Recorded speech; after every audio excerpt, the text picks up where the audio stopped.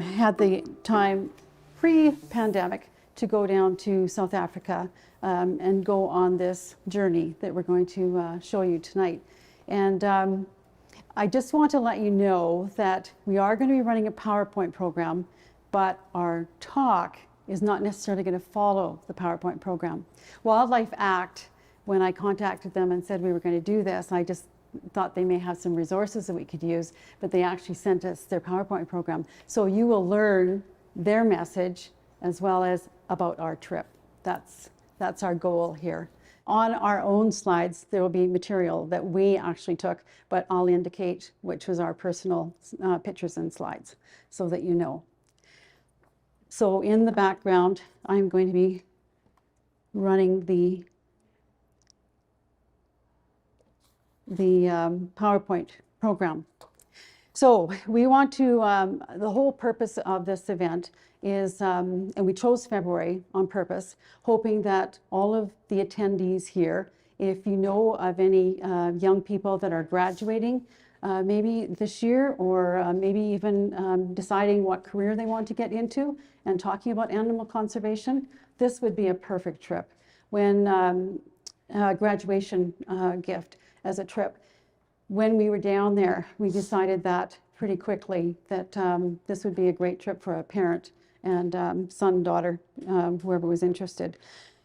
So the Wildlife Act is an international nonprofit society.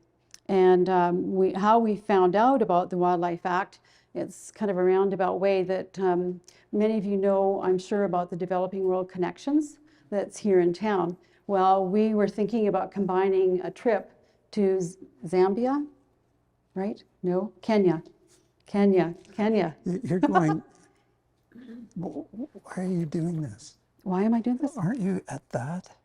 Oh, that's you. Yes. This is what it's like at home. Yeah. Okay, you go. Now, Annette wrote this, I'm sure. But she would want me to say it, so I'll say it for you. Oh, gosh. Annette embodies the concept of being a lifelong learner. She's unafraid to tackle new ideas and new situations. You know her background, 30 years as a lab tech at RIH, much of that in blood bank, and then 18 years as an elected school trustee. Annette's secret sauce is her willingness to learn, tied to a commitment to volunteer service. So she's connected with the Science Center, with the Festival of Performing Arts, but also it's her volunteerism, I think, that gives her or energizes her spirit. So it's a big part of who she is. Extending that love of helping out to post-retirement travel was a natural transition, and in this circumstance, it led us to the Wildlife Act. So as Annette said, well, a little bit about Wildlife Act. Wildlife Act is an organization in South Africa focused mainly on what would be traditional Zulu land. So the KwaZulu-Natal area of South Africa, close to the border of Mozambique. Okay, and so we did have a map, and there will be a map come up later, and you'll kind of get a picture if you're not familiar with it.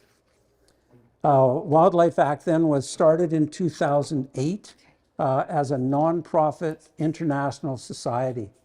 And the idea was, as a goal, they wanted to find ways to develop sustainable long-term monitoring and conservation projects. So their idea was that we would learn more by following the animals, but we needed to know what the animals were doing, where they were going, what they were encountering, what their health situation was, any problems with poaching, concern about the environment that they were living in and how that might impact their sustainability. Okay, so that was Wildlife Act, what they thought in 2008 would be a good goal. Now, to fund that, then they came up with the idea of having volunteers pay to come and be wildlife monitors. So we were in a truck along with a paid monitor, somebody whose salary, then part of the money that we would have spent, that would go to the salary of that individual. They were the knowledgeable people. We were doing kind of work that you didn't need a lot of instruction to do, but we were learning lots as we did it, so that we became a little bit more useful. It was a 2-week venture. So as Annette said, then Developing World Connections was one of the, I guess, models that we were aware of. So Annette has, she's volunteered on several trips with Developing World Connections, a few of those trips to Sri Lanka and working there, and returning with all kinds of innovative ideas about how a developed area like Kamloops could assist an area that was at that time really suffering in Sri Lanka, and focusing on education, focusing on the welfare of those people. And so it's a similar sort of view when she convinced me that we should go to Lima, Peru on a Developing World Connection trip. And there it was a matter of working at, there was a school that wanted to build a library.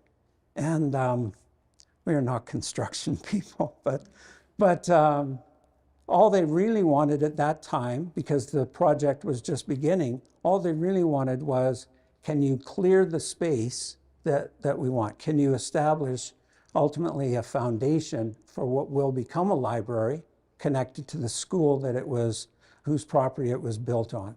So that was our trip to Lima. And again, the idea that we're doing this to assist people, but we're also providing funds, and those funds were helping to do the project and employ some people in Lima to assist us where we didn't have the construction expertise among our volunteers, but we had willing hands and strong backs, and so we were pouring concrete and digging holes, and we were reshaping rebar and doing that kind of work for just 2 weeks, and then gone with another group following us and another group following them. And ultimately there is a library at that school in Lima.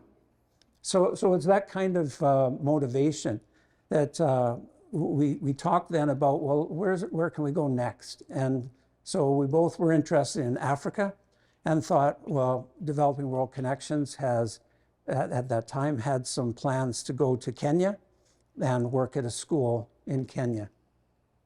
So we thought, okay, that's us, we'll do that. But then what will we do after the 2 weeks? In Lima, we sort of made another sort of 10-day part of a holiday and went to Cusco, a city that's in high enough elevation that it's a bit dangerous. I know Annette suffered as soon as we got off the plane in Cusco, that it's hard to breathe. So we had planned ahead, and we had us a hotel that was going to be in Oyetetambo, which is at a lower elevation, still up on a plateau, but not with the same impact.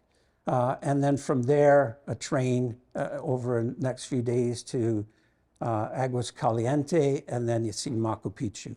And so that was the idea. We'll combine those things. We'll go to, we thought we would go to Lima and do all of that afterwards. So Kenya was going to be the same kind of idea. We'll go to Kenya, we'll work at the school, but we had found, what are we going to do after? Well, that's when we discovered a little Google deep dive. We found Wildlife Act, an organization, this nonprofit. And it seemed pretty enticing to what they were offering and what it sounded like. Our problem was, how do we get from Kenya to South Africa and have those two trips fit the time period? And so in the end, we said, well, we're just going to do the South Africa one. We're not going to go to another school. We're going to go to South Africa and work on a game reserve as assisting the monitors about tracking the wildlife. We'll do that. So it's 2 weeks. You can do 4 weeks, but we thought we'll try 2 weeks. And we'll see how that goes. 2 weeks sounded like maybe a long time, not knowing what we were doing or what it was going to be like. And so that's what we did. And I think Annette is going to explain to you how our travel went, because it seemed pretty straightforward when we were in Kamloops and had arranged with Wildlife Act. We were convinced by that point about the credibility of the organization, which is a concern when you're trying to find somewhere that you want to connect with, that not everybody is as on the up and up as what you would like. And so it was a matter of assuring ourselves that they had connections with enough recognizable international organizations that it would be a good idea. And then we needed to know about whether or not this was going to be affordable. And at first, when I looked at the website, and it said 28,800, and then it was rand. And I thought, oh, I've got to do a currency converter here, because this sounds that we're not doing this. That's we're not funding Africa to that extent. But in fact, a rand is. I think it's $1 Canadian to 14 or 15 rand. So it turned out to be about $2,000 that we were going to have to pay, which sounded like, okay, that's for 2 weeks. The food is included. Our accommodation is included because we're on a research camp. Not luxurious accommodation, but it was fine. And the food, they would buy the food and we would cook it. So we would cook for the other monitors and people that were working at the park. So that would be our job. You want to talk about the awards? Oh, yeah, that was the other thing. When it came to thinking about whether or not this was a place that we wanted to go and an organization that we could rely on, then in 2017, they had won an award, first place for responsible tourism in South Africa, and were awarded second place for all of Africa. So right away, then we thought, okay, we are dealing with a legitimate operation, and we want to be a part of it. And so we're gonna dive in, and we'll do this, and trust that we're going to be fine. Okay. Yeah, and just to add to that they progressed to the, they progressed to getting the 2023 Best for Nature Positive Tourism, a global award. So that was after we got home, but advertising to you for passing this on, they are very recognizable and a very legitimate organization. So now I just want to talk a little bit about the actual process. So what we did was choose our project. So they have options of projects, endangered species conservation and leopard conservation census, conserving paradise in the Seychelles. That looked beautiful. Vulture project is a big one that they're working on right now. And all of these animals that they work with are endangered. We were with the Endangered Species Conservation Animal Project. And so what once we chose the project, then they chose which park you were going to go to. They have 5, I believe, different parks. And thank goodness we got to Tembe Elephant Park, because we really enjoyed it. You'll hear more about that later.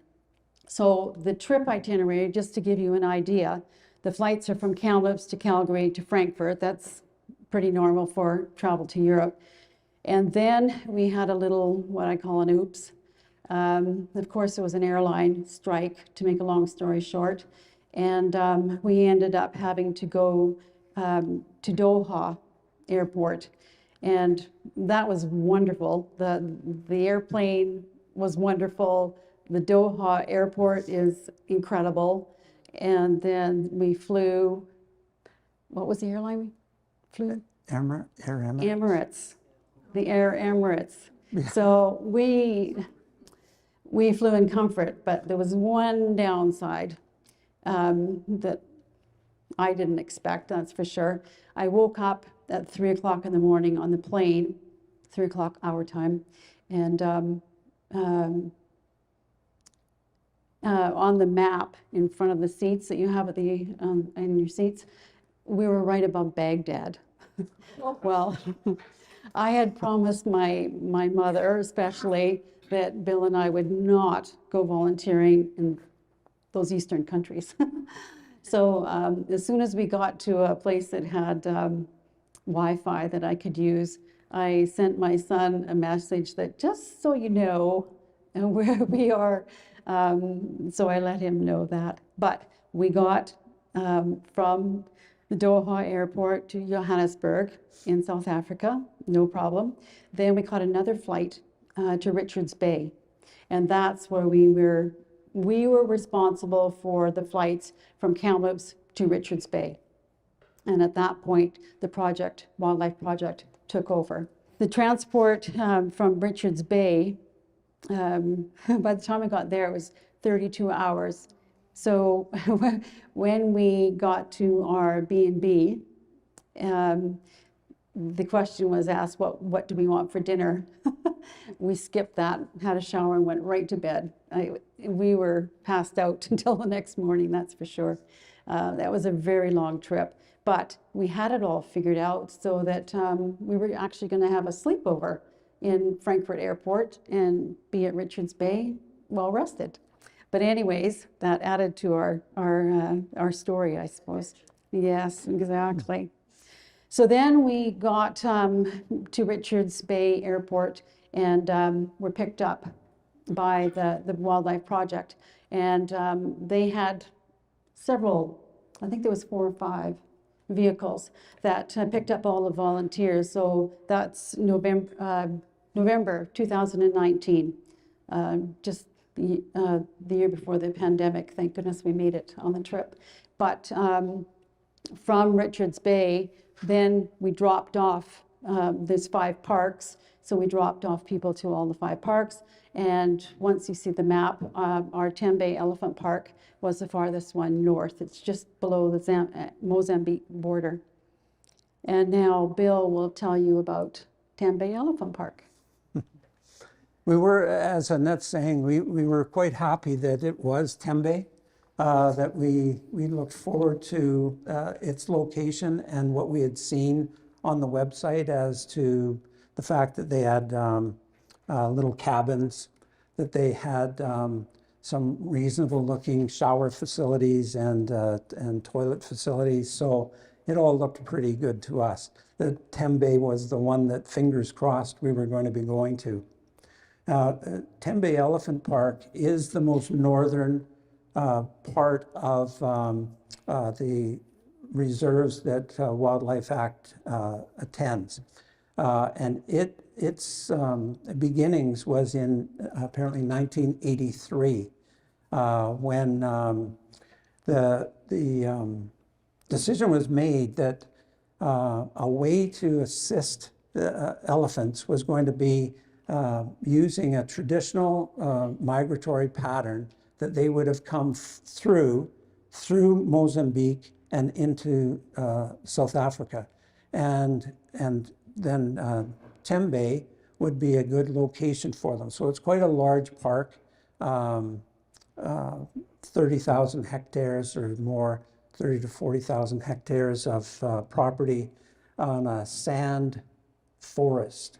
So unusual sort of vegetation there. And attached to it also is a wetland. So a really good reserve for the animals, and in particular for elephants, given the route that they would traditionally have gone.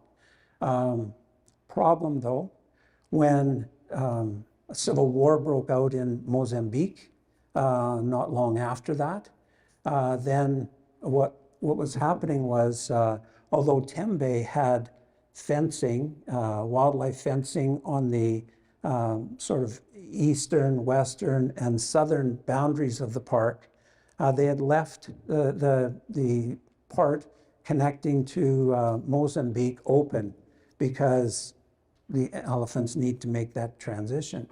But with the Civil War, then the elephants were being traumatized on their way. They were being poached, and the ivory was being sold to buy weapons, and the elephants were being slaughtered and used for food. And so a decision was made that we need to close the northern boundary and absorb as many elephants as would be reasonable in the amount of space. Because for elephants, 30 to 40,000 hectares is not that big. And they are extremely destructive in an environment. Okay, their destruction assists other organisms, but in that space, and particularly the nature of the sand forest, then there were concerns about how we were going to do both. How are we going to protect the elephants, and how are we going to protect the ecology of the sand forest? So there were projects that were initiated, and we met the leader of the project on site when we were there. He is Leonard Muller, and we knew him as Leo, and he would take us out in the afternoon every day that we were at the park.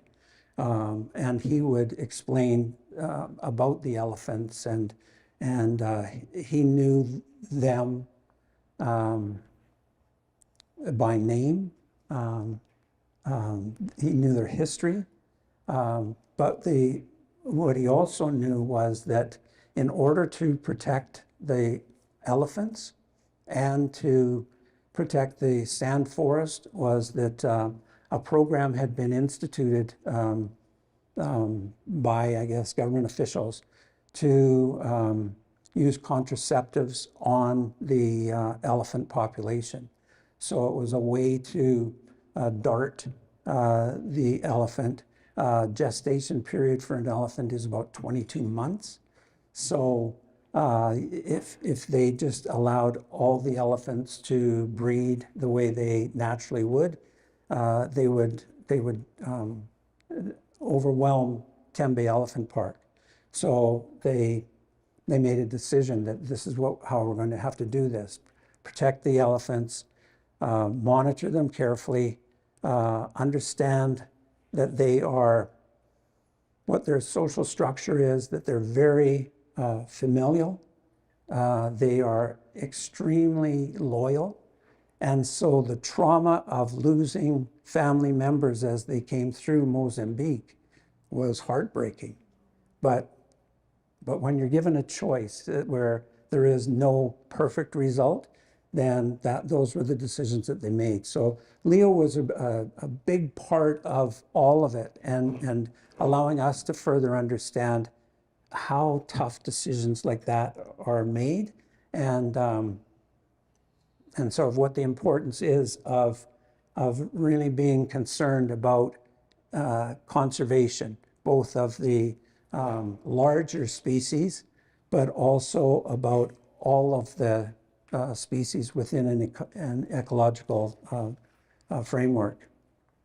And that was brought on too by each of the monitors that we would travel with, from tiny insects, the noble dung beetle, where it was dung beetles had the right of way everywhere on the park. Okay, so there were signs that were saying that. They went where they wanted to go, and it was just an incredible kind of a mindset of how important. There are 340 different bird species at Tembe. Every bird species is important to them. And as we're driving around monitoring, our monitor would be able to tell us, well, that's whatever, and that's a whatever. And for me, I just know it's a bird. And that's, but they would try to educate even someone like me about the specificity of each of these organisms. Okay, now we're going to show you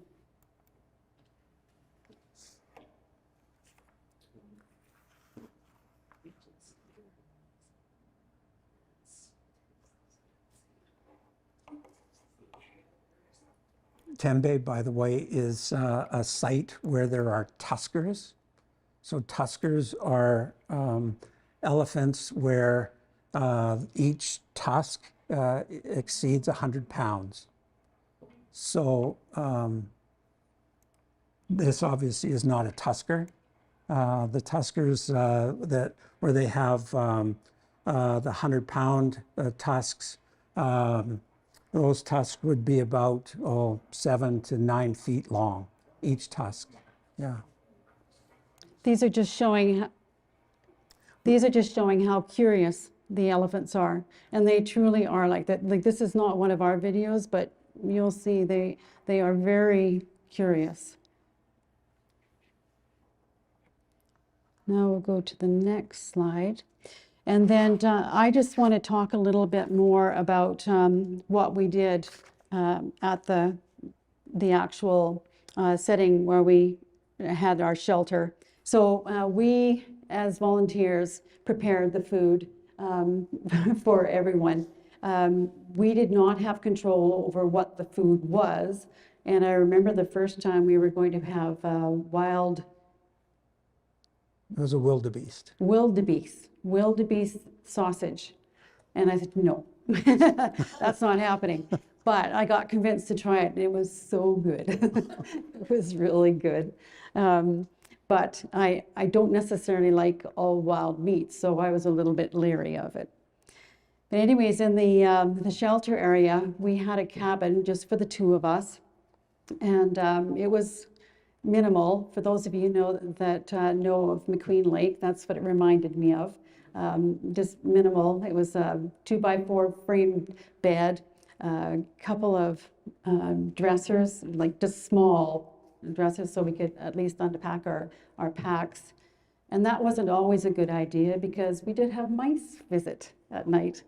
One night I woke up with a scream, I'm sure. I could tell something was crawling on my net, and it was heavier than like a spider or something, but I just gave it a fling with the net, and it was a mouse. And it got out of our cabin. But they were very rustic, and it certainly is not for everyone. But now, after doing some more research, we know there are choices, and we'll speak more about that later. So our daily routines, we did 3 monitoring runs. One was in the morning, and that was mostly looking for lions and the cats. And then that one, we were usually in the kitchen area and preparing tea and rusk for a snack as we were out at about 4:30, 5 o'clock in the morning. And so we left camp definitely by 5 o'clock. And it was dark, of course.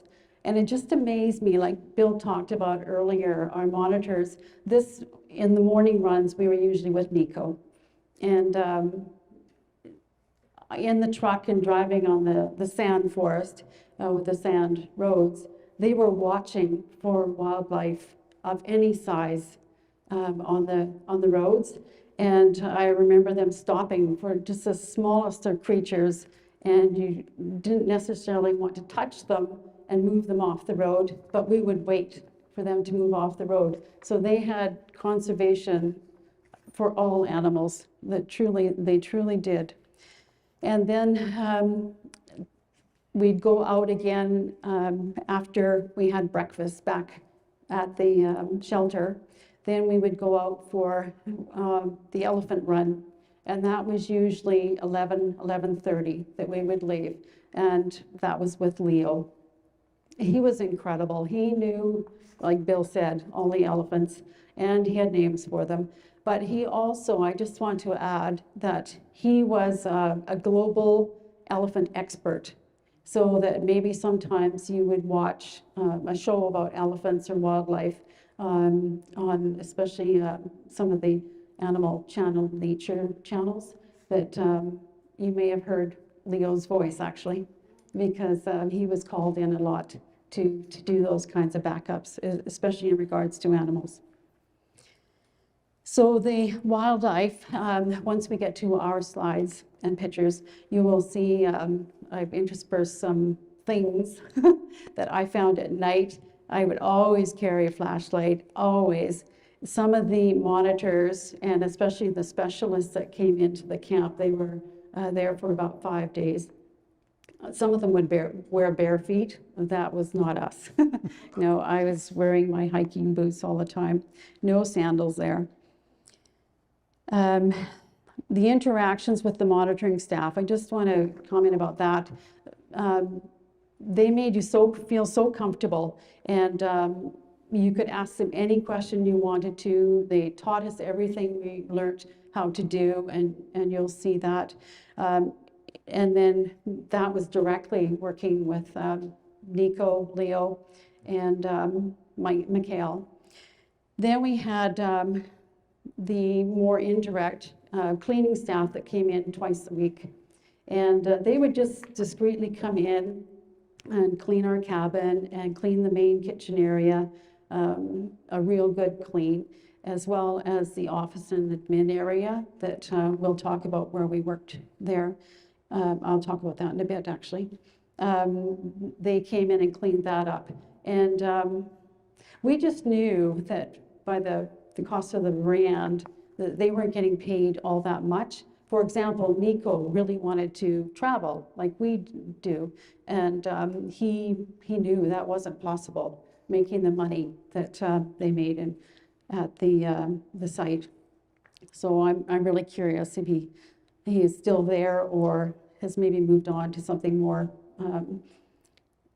where he could get more payment wages for. The monitoring tasks used telemetry for the most part, and it was triangulation with the telemetry and recording of the data, observations,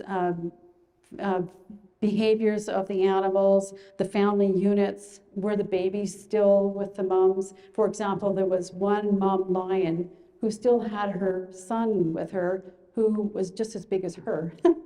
And they were expecting him to go off, but no, he was always with mom for some reason. Another task that we had was with the game reserve cameras. They have cameras attached to tree stumps scattered throughout the park. And we would go out on particular days and we would change the batteries. It was automatic to change the batteries, as well as the SD cards in the cameras. And on some days, another task was collection of feces from the different animals, just to tell if they were healthy, what they were eating, that sort of thing. With the SD cards, we took them back into the admin cabin, I would call it, and they had a laptop there, and there was particular animals that they were looking for that maybe they didn't see too often, like the cats are really hard to see, some of them.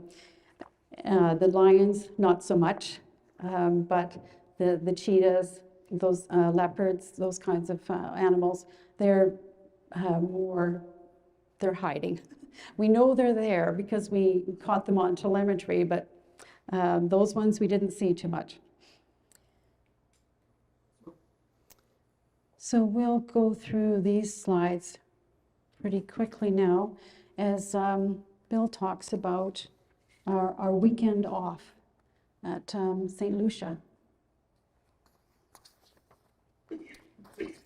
Whoops. Oh, before we do that? Yeah.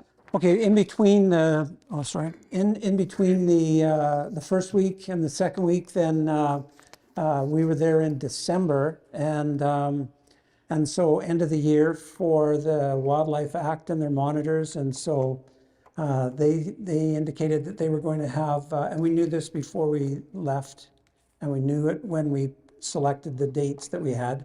We knew that they were going to have a meeting. Now, they said meeting. I thought party on the weekend in between the two weeks that we were there. So we weren't at the park any longer. They brought back the vans and they transported us to a city on the coast, St. Lucia.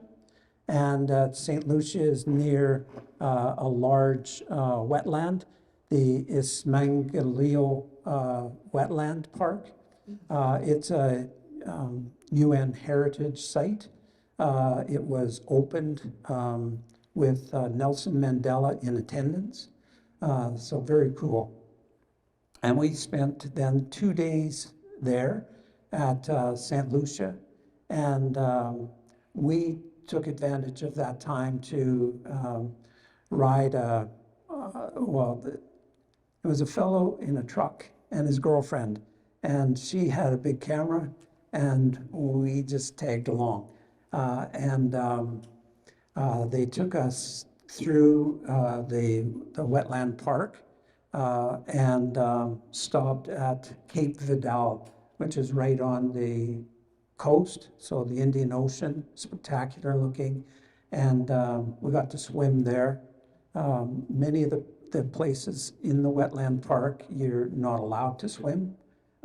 They have warning signs that you don't generally see in Canada about there's crocodiles here, or hippos are going to be swimming here. So the signs indicated that that's not where you wanted to swim. But we could swim at Cape Vidal and watch as people would go out into the surf in the fanciest sea-doos I'd ever seen, and also large ocean kind of kayaks that they would be challenging themselves in the surf and coming back with fish that, again, I had never seen those kinds of fish. It was just a spectacular sort of nature walk as you're going, wow, where are we right now?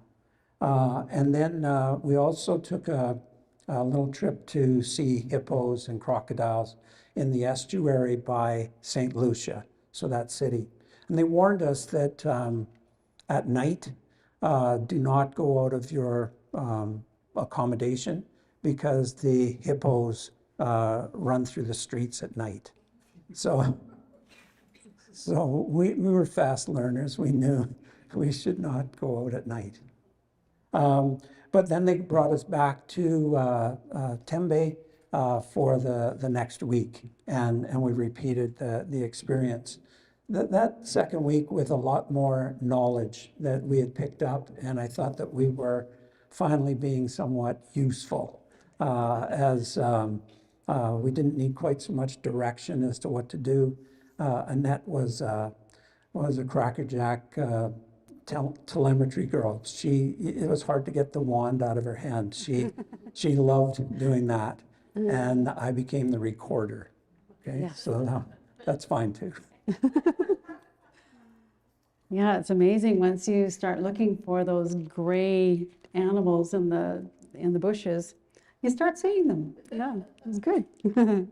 Okay, so this is our two monitors. Nico is on the right and Mikhail is on the left. And Nico, I indicated he did the morning runs with us. And then Mikhail, he was, I call him the dog. We went on dog runs a lot at night. And he did a lot of the dog runs with us. And this is an example of the creatures I was talking about earlier. I stuck my foot in there just so you could have some comparison, but to meet something like that flying at night, I was not keen on it. And this is Mikhail.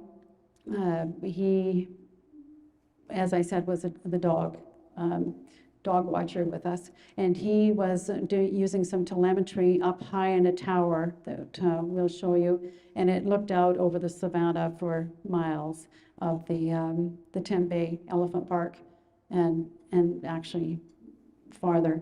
Most of the time the dogs were in one specific area, so we did pretty good at seeing the dogs. You'll see that. And then here's this guy. Yeah, this guy was pretty serious with us. And this is my video. If I can just pause just at that moment. Yeah. So this is just a shorter version of the video. The video itself was much longer, but then they shortened it up just so that you could see this encounter, because this fellow, that's the first time we could find the hippo, the rhinoceros. First time we found him. So he was collared. We looked for him every day and could never locate him. He seemed to be too deep in the bush, and we're sort of restricted and onto the sand roads. And so even with telemetry, we kind of had difficulty even patching him in. But it was important to Nico that we find him, because we needed to know that he was all right and hadn't been poached. And so we did spot him. We could record that. And he was in a field that was quite a distance from us. And then we sat and waited. And apparently rhinoceros have excellent hearing, but lousy sight. So he couldn't figure out that we were there until maybe we made the mistake of saying something to one another, and then you could tell that his ears all of a sudden perked up, and he got a little braver and moved a little closer. So this is a 45 seconds of what I felt was terror, and Annette was busy filming. Oh, to be naive. Our monitor, Nico, he was so excited when I told him that I videoed it.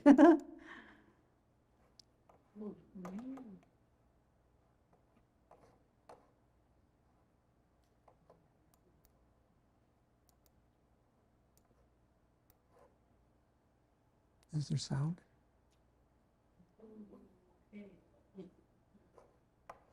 Was this on a long lens? No. No, my cell phone. You'll see, there's the truck. That's the truck right there. Yeah. Yeah. The sound's not on. Yeah. It is. You can hear it? Because what Nico did, because they're sensitive to sound, Nico made it wasn't even loud, but it was just a grunting sound, Yeah. countering what he was going to do, and he listened and backed up. Like, we thought Nico was pretty powerful. Yeah. Now, where am I at here? Oh, there it is. I was going to say, let it.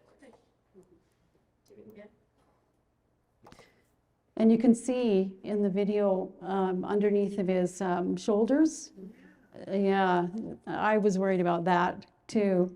And it's just the natural Wear and tear. Yeah, of being in that heat and with all the insects they have.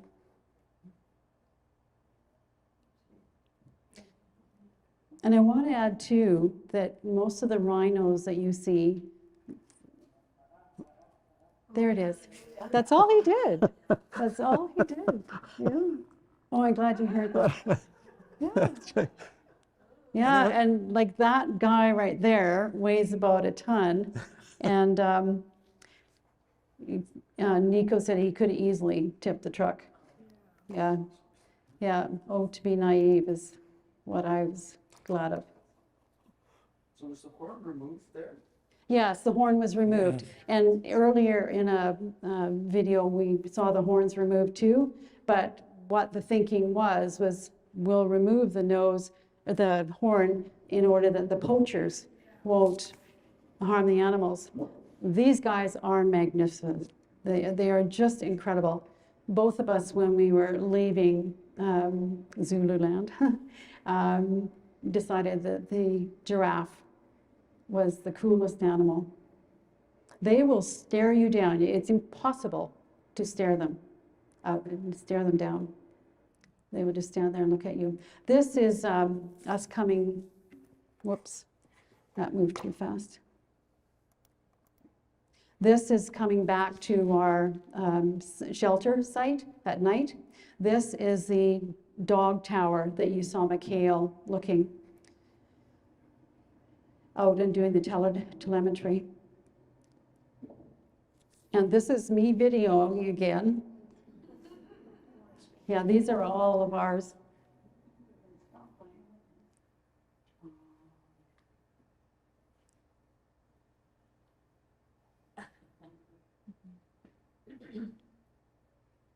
And there's the prize.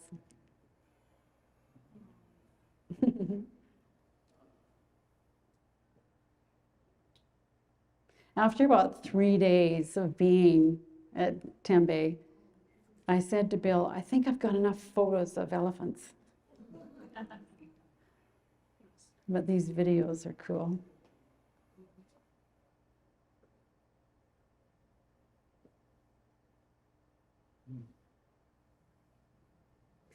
And they are very familial. You'll see in further on, they travel in groups.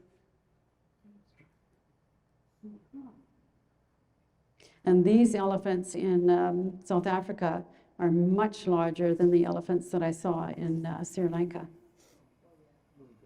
Yeah. If you can see on those bushes, the thorns, they're about 5 inches long, very sharp, very hard.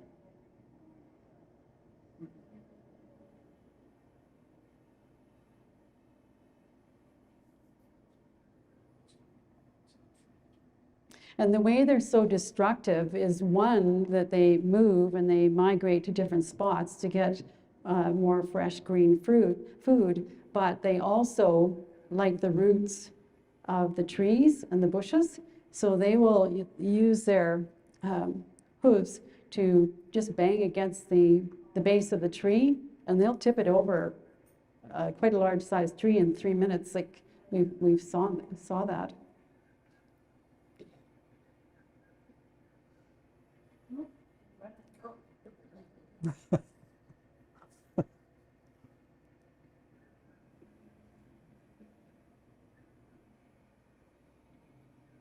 Yeah, so we're backing up so we don't scare the baby.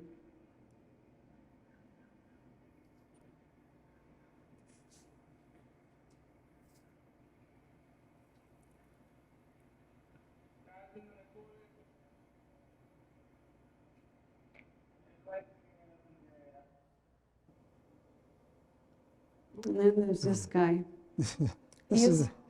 He's got a different attitude, this fellow. Yeah, after the fact, we learned he was in musk heat. I learned, yeah, but he did not want us there. And Nico had to back down this. This is only part of the backing down. There's quite a bit ahead of it. In fact, I think I included that later. But Nico had to back down the loose sand up higher to get away from him, because he was not giving up and coming after us.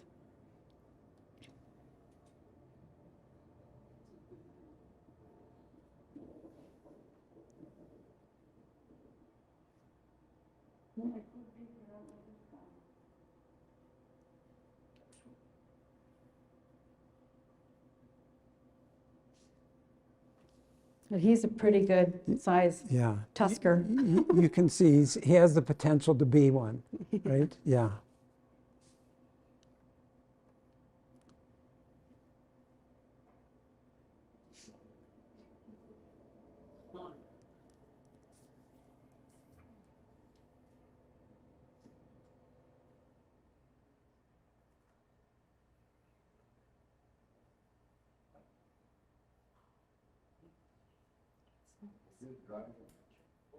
Yeah.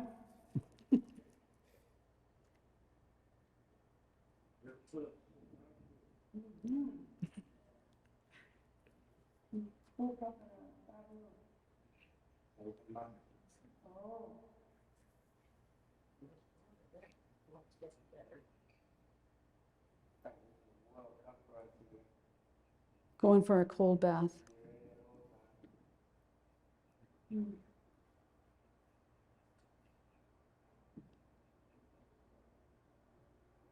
So you don't have to worry about the tusks on the elephants, like the vultures don't shoot them? There are patrols that are going to guard all of that. Yeah, there's a concern for sure. But we didn't see any evidence of it when we were there. But they are, that's one of the things about monitoring, is that we're driving around constantly through these sand roads, monitoring sort of early morning, mid-afternoon, later at night. But there isn't somebody out there all day long. And This is a road that Nico drove quite fast down, considering all the turns. But he was not giving up. He got us right out of there. And it seemed incredible, hindsight, that it was just Bill and I sitting in the back of a pickup with a bench on it, and then Nico in going the cab. backwards. Yeah, going backwards. These are elephants sleeping. This was about 5 o'clock in the morning, 5:30, and we came around a road that we traveled on several days in one of our tours, out monitoring, and they're sound asleep.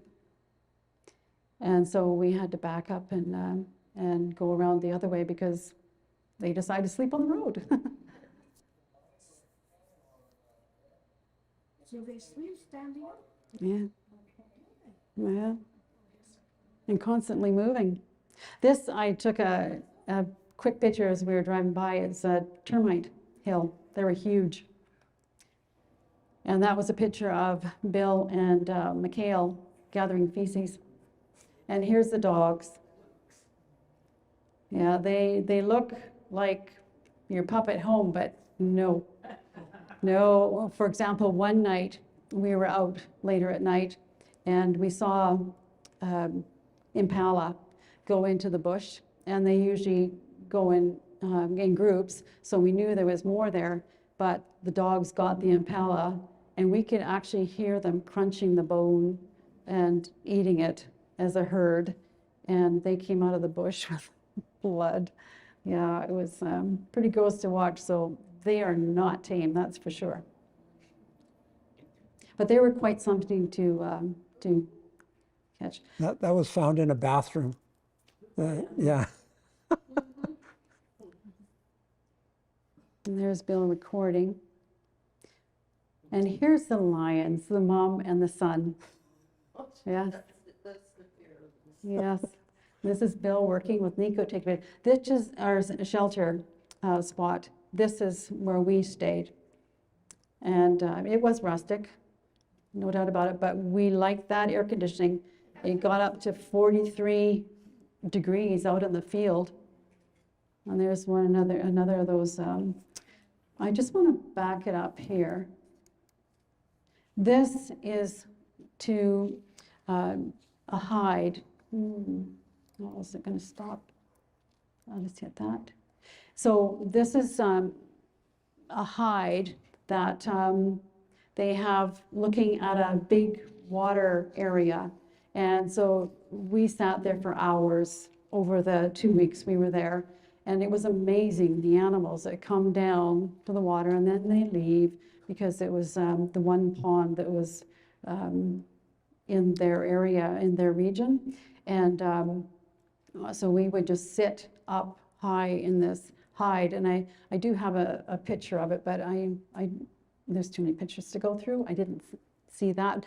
But what we have, it reminds me, we have a resource document that if you're curious and want to see more of this, just leave your email address. Susan can maybe have a paper out that you can write your email address on it, and then we can send you those links.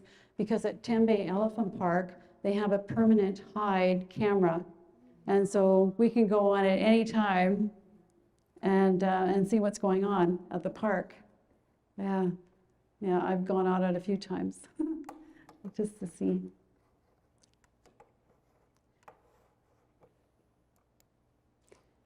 And that termite hill, there was lots of those.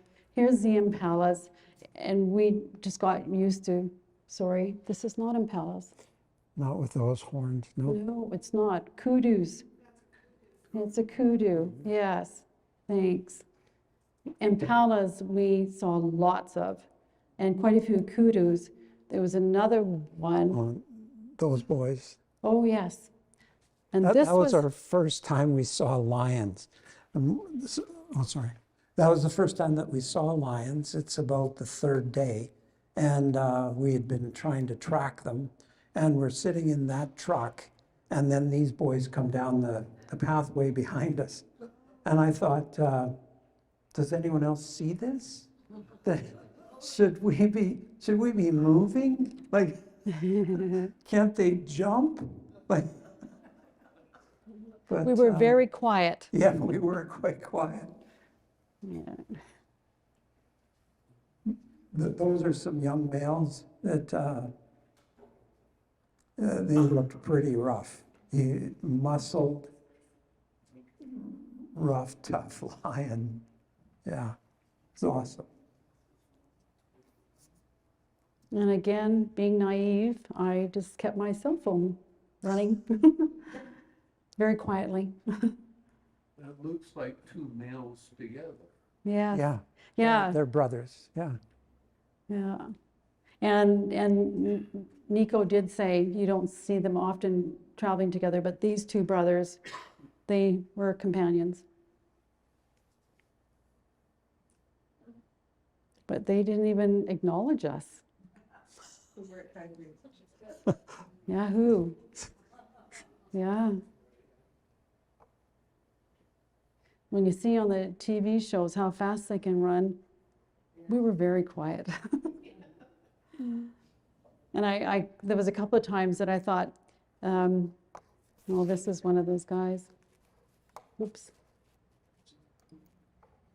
This is one of the guys that at night, I would use a flashlight to go to our shelter and to the washrooms. I didn't explain that very well, but our shelter while we slept was separate from the main kitchen area and the dining area, but it was also separate from the washrooms. So whenever you had to use the washrooms at night, I had my flashlight on full and caught several of these guys. Well, I didn't catch them. I caught them on my camera. And so this is... That's at the wetlands, yeah, so that's St. Lucia. What was the animal, though? I think that's a kudu. Kudu? Okay. There's a couple of them look very much the spiral. same. And these guys are so cute. Yeah. It's two moms with their babes, and they're traveling together. Yeah. Warthogs, yeah. Yeah, we just stopped on the road and took a picture of them traveling.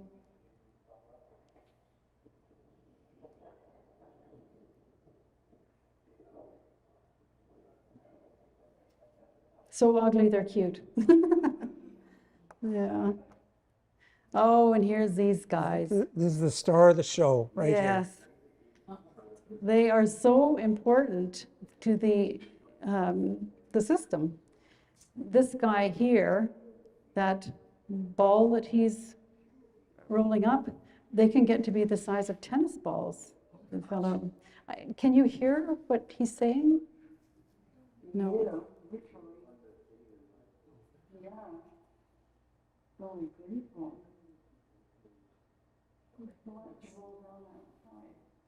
They have their eggs laid in the center of that. And now he's digging a hole to protect that ball of eggs.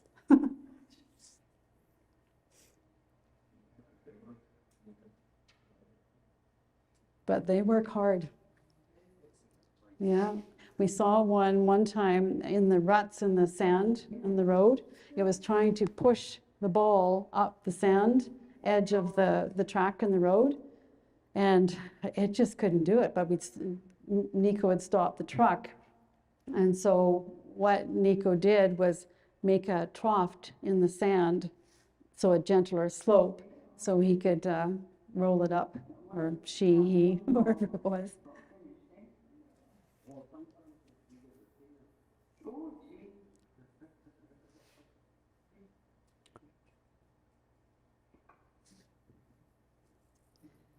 And tracking, we learned some tracking. Oh, and here's another guy. Yeah, at night. Same sort of location. But I was not going to take the chance of thongs here. Sandals. This was my morning attire. When you leave at 4:30, 5 o'clock in the morning, it's pretty cool. And we were in the back of the truck, so the wind from the truck. And so I was prepared after a couple of days. We knew what to do. And they recommend what you should bring anyways.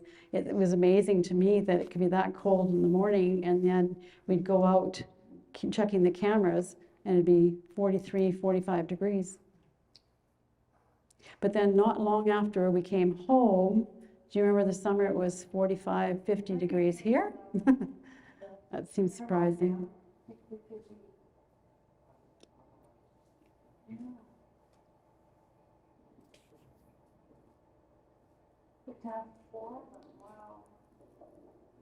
So you notice that we're always referring to the truck. I think it's fine.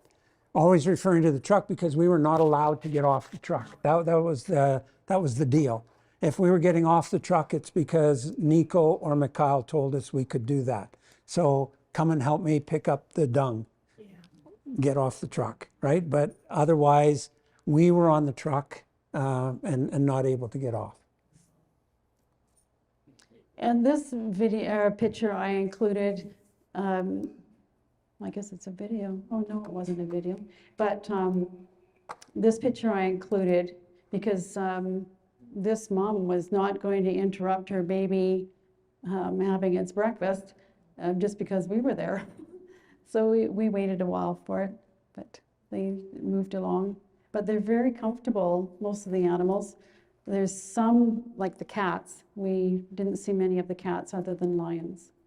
But we tried to spot them and did the telemetry, so they knew they were within range and they had a location for them.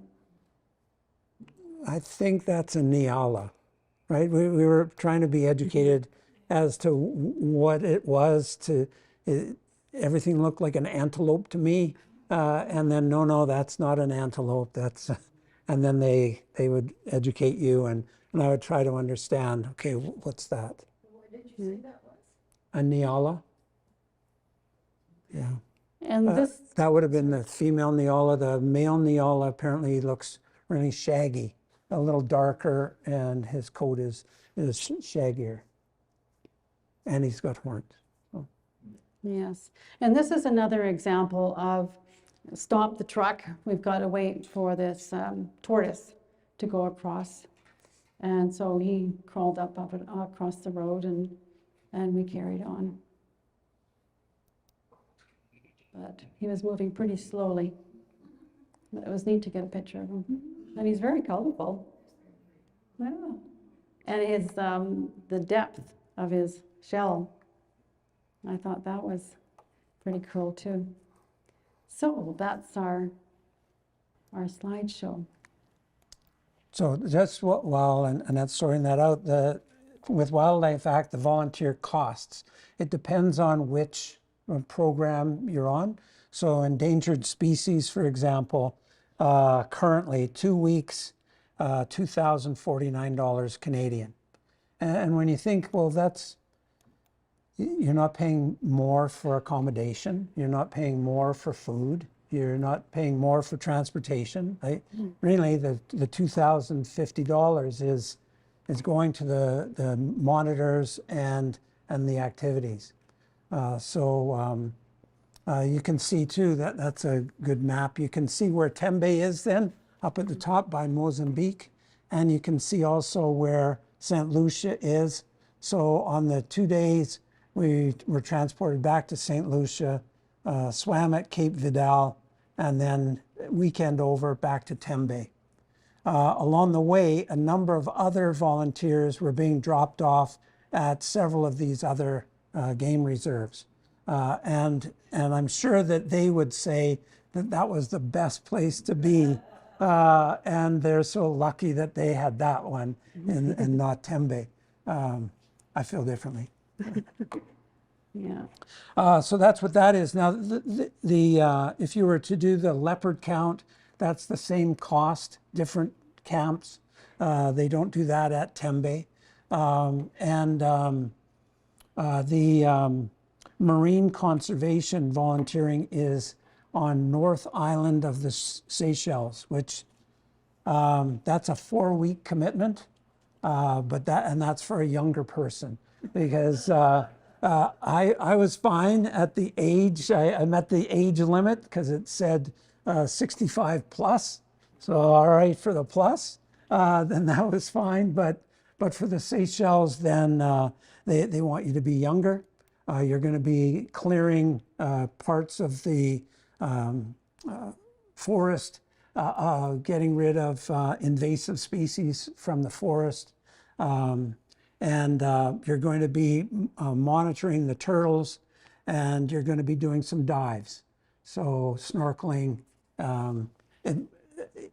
A younger man, oh, what a great 4 weeks that would be. You know, you go there at the Seychelles. Also part of that island is one of the most exclusive resorts in the world. And yet you can go to this camp at the far end of the North Island, and that cost would be $2,950 Canadian for 4 weeks. Are you gonna go back? Are you doing it again? At our age, there's other places to see, but I guess that's part of why we're doing this, because we really believe in what they're doing, and it was a really fun experience. So they have a Wildlife Act fund, so we contribute to that annually, to the Wildlife Act fund. It helps them a little bit, and they've expanded. They're doing many more camps in the bush for kids in Africa, because stunning to me, but I guess it makes sense, that many of them are living right next door to some of this wildlife and have never seen it. And so to go on a bush drive with a monitor, to have lessons in their schools around the animals, I think that's where the future lies, is making sure that the people there understand the resource that they have and the need to protect it, conserve it, make sure that it's understood. And so tourists that go, and they didn't have this set up when we went, but are encouraged to fill their luggage with just odds and ends, pens and pencils, Scotch tape, SD cards, things that you think, okay, I can take those to Africa, give them to Wildlife Act, and it acts as an assist to them because of they have a lot of partners that are providing big dollars to help this whole effort, but it felt like a grassroots movement and it felt good being there and being part of that. So just in closing then, if you do want to have our resource document, just leave your email address. And then we have also printed out these that I believe you can take pictures of, and the QR codes are on them, and they will take you to more information as well. And we just have the map here, but you can Google that as well. It's on the Wildlife Act website itself. How is your water supply? We use bottled water, Yeah. for everything. Yeah. I brought something home, and we didn't mention this. Wood ticks. We here, we're quite used to wood ticks.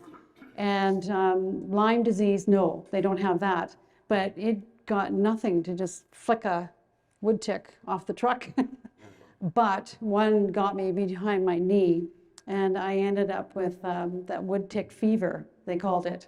And the sore was about this big by the time I got back home to Kamloops.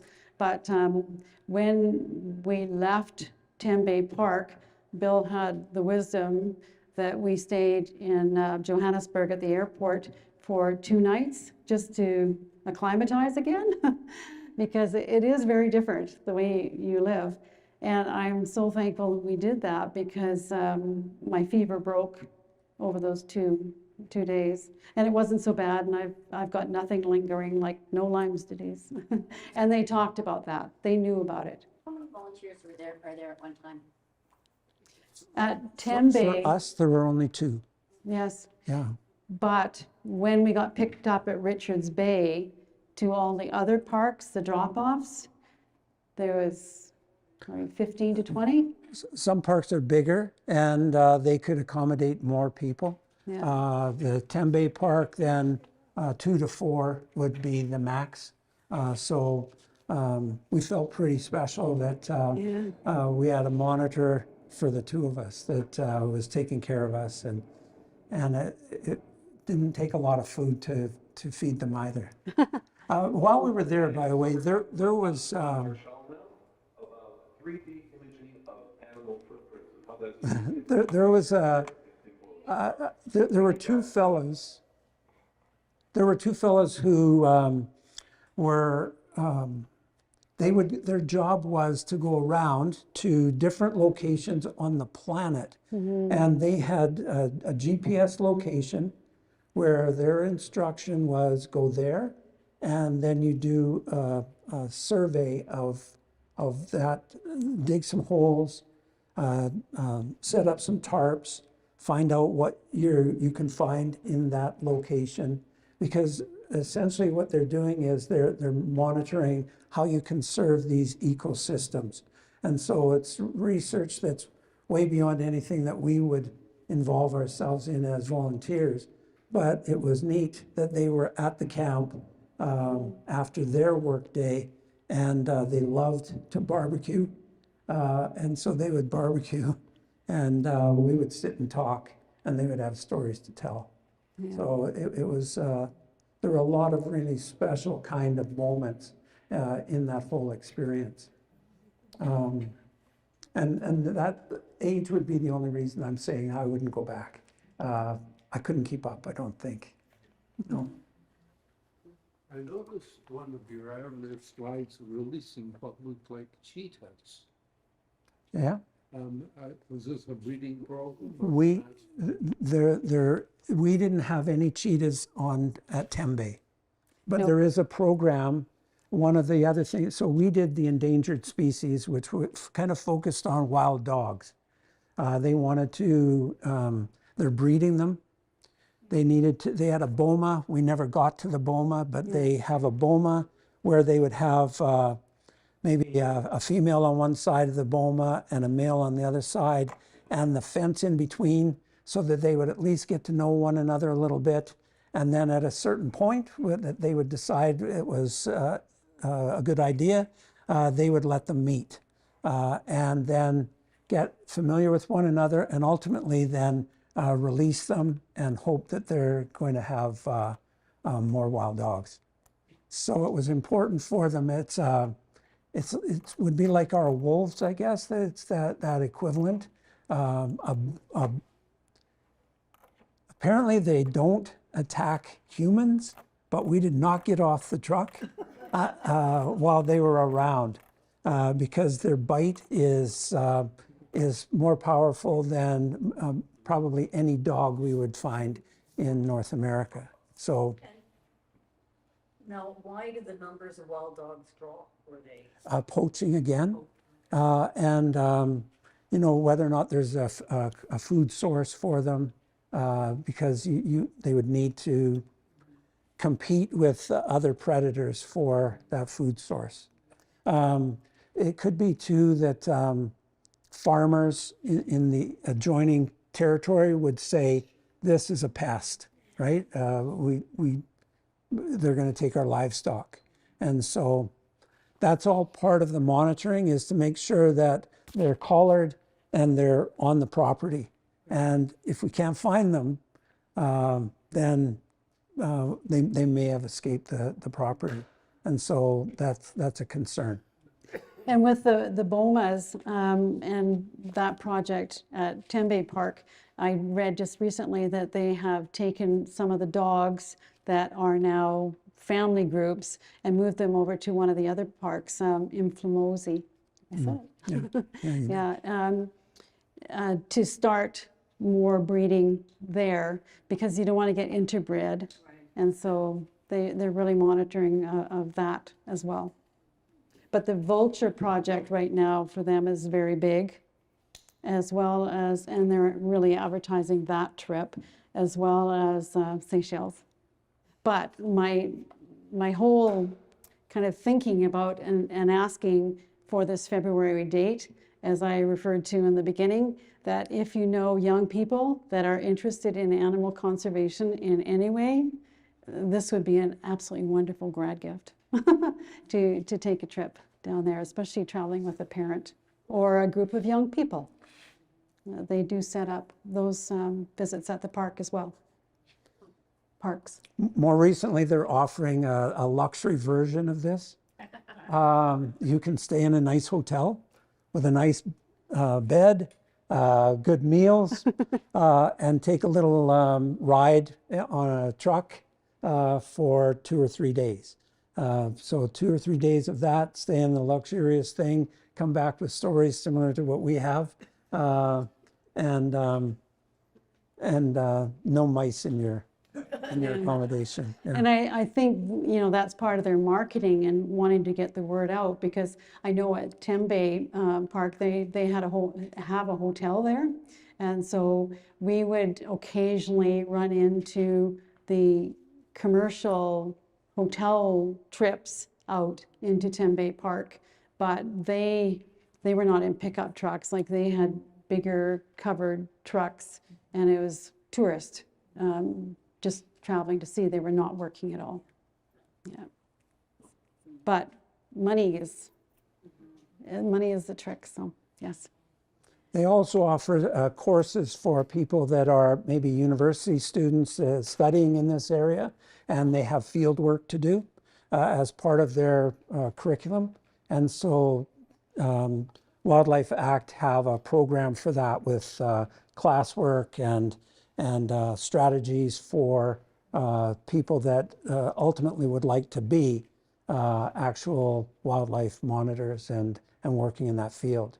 So they are connected in all kinds of ways, but the fundamental notion was we need to monitor in order to know what we need to do, and when we're on the right track and when we're not on the right track. So. And I just want to, as I think of it, thank Rogers for video recording this, because it not only helps the Science Center, but it also helps the Wildlife Act and get the word out as well. And that's the whole purpose of us being here. So thank you. Thank you.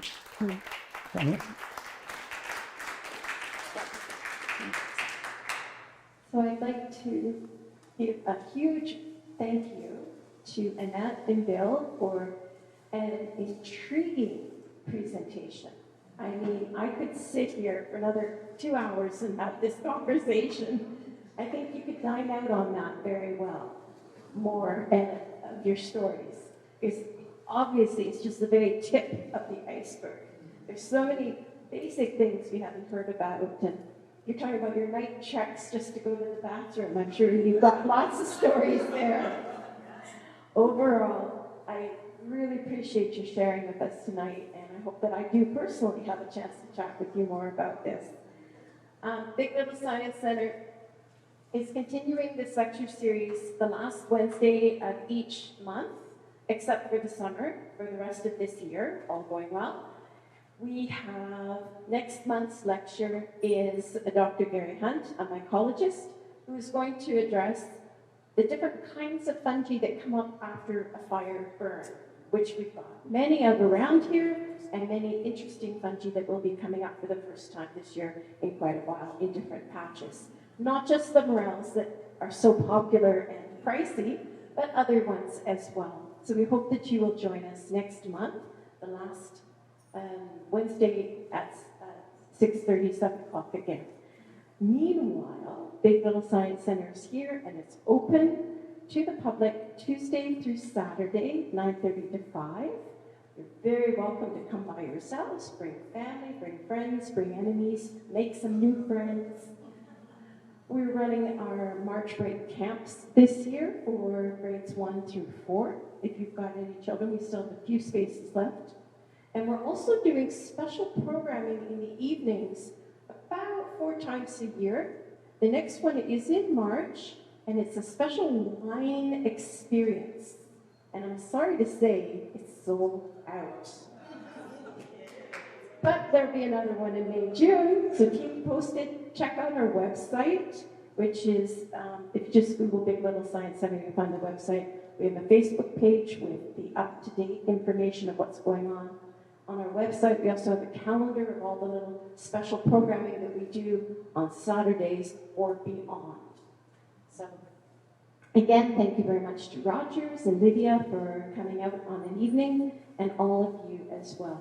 Before you leave, please help yourself to the goodies here, explore the Science Center. If you've got any more questions, perhaps we can impose upon you a little bit longer to visit and chat. Thank you again. We really appreciate you being here tonight.